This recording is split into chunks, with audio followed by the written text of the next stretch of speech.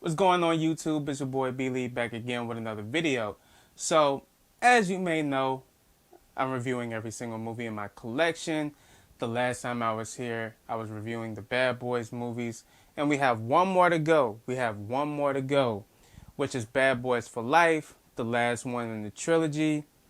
And there's a possible fourth one. We don't know. Sony hasn't announced it yet, whether Martin or Will agreed to sign on, if there's even one coming. But anywho, Bad Boys for Life, it's the new entry that came out at the beginning of this year. I missed it actually. I didn't get to do a review, so I guess this makes up for it. So Bad Boys for Life, it takes place technically after Bad Boys 2. Mike Lowrey and Marcus Burnett, they're still at it, and they still doing their thing. And Marcus, he's officially, like, seriously retired. Like, well, he's not retired when the movie starts off, but as some events come, he's like, look, I'm done. I have a grandson now. That's like a sign for me to be like, look, I'm getting too old for this. I need to just put the badge up. It's time for me to really be a family man. While we have Mike, he still wants to be a bad boy. And that's understandable. Sometime during the movie, Mike gets shot by the villain. In my opinion, the best villain in the whole entire franchise. So Mike gets shot by the villain. He survives.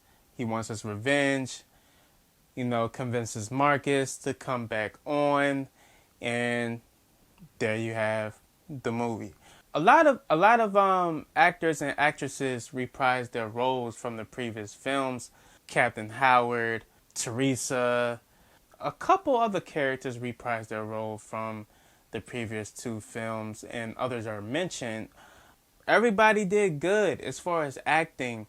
I know when I talk to a lot of people feel like Martin Lawrence was watered down a lot in this movie. That they try to say he wasn't as funny as he was, especially in the first one. The thing I have to say about that is, from a character aspect, I would expect for his character to be more watered down, just because he's not really feeling it anymore. It's like Marcus, the character Marcus, he's not really feeling it anymore. So of course he's going to be watered down. Now as for Martin, he is getting a little older. I don't even think he's been in a movie in a long time. Like, this is the first time he's been in a movie probably since I was probably in high school, and that was a long time. Correct me if I'm wrong, but I haven't seen Martin in a movie in a long time. So I can expect for him to be a little dry, but overall, Martin was still Martin to me. He was still Marty Marr. But yeah, Will Smith. I like Will Smith in these movies because he's not your typical Will Smith. Will Smith always plays these family-friendly characters. Even in action films, his character was always clean as far as like language. In the Bad Boys films, like, he be cussing a lot. Like, in my opinion, these are like the only movies like Will Smith really do a lot of cussing. The villain, like I said before, is the best in this franchise. The villain made this movie personal. The action in the movie, in my opinion, was up to par with the action that Michael Bay did. And I think the directors did that on purpose. I think the directors, they wanted to keep the consistency with the action and how it was shot, so forth and so on. A lot of new characters joined the cast, especially Vanessa Hudgens. She was part of the team Ammo that was in the movie. I like this joke that Will Smith said in the movie. I don't know if it was because Vanessa Hudgens was in the movie, but I think it was hilarious. He was like, he thinks Ammo is just a High School Musical boy band with guns. And when I first heard it, I busted out laughing because all I can think about was Vanessa Hudgens. But Vanessa Hudgens did good in this movie. I think this was like her first action role. Because, of course, I was introduced to Vanessa Hudgens for High School Musical. So seeing her in a role like this definitely shows her growth as an actress. So I definitely appreciate that. I applaud Vanessa Hudgens for taking on this role. Other than that, overall, this was a good sequel. Regardless of Will Smith's and Martin Lawrence's age, they still killed it. You know, they proved that, hey, if Sylvester Stallone is in his 70s still making action flicks, hey, we can be in our 50s, late 40s making action flicks too. So, hey, I give Will Smith and Martin Lawrence props.